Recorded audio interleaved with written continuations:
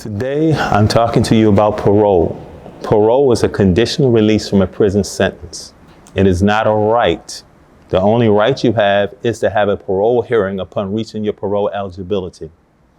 If you have a nonviolent offense, you can have a parole hearing or you become eligible for parole after serving a quarter of your sentence.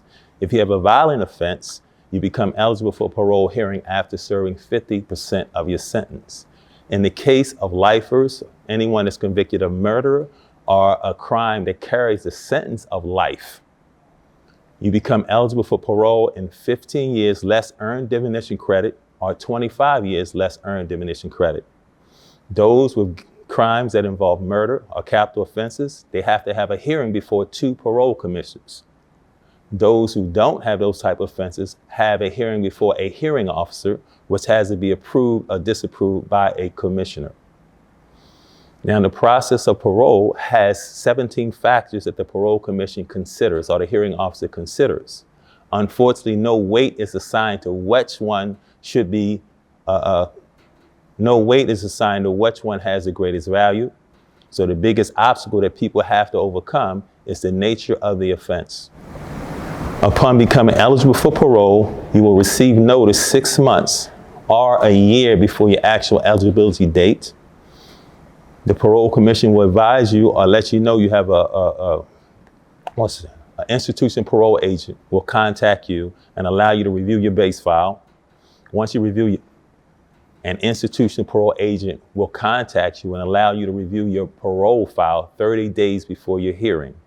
At this time, you can submit any information you want to submit that you want the parole commissioners to consider. And you get a chance to review certain things that aren't classified that's in your parole file that they will consider. At this particular hearing, you'll be able to speak with the hearing officer or the parole commissioners. It could be 2 commissioners or the 1 hearing officer. Their primary focus is to determine whether or not you're a threat to public safety.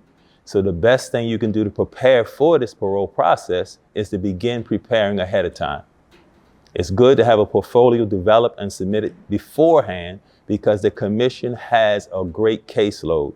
They don't have time to review everything in your base file. They don't have time to spend all day talking with you. So if you submit a parole portfolio, that helps the process goes along because it allows them to get an understanding of who you are.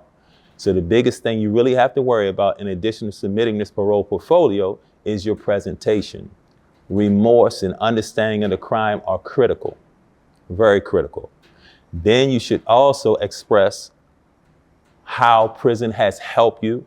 You should express where you are going to be released to. You should express what your objectives are in anything that you feel that you need to make your transition successfully.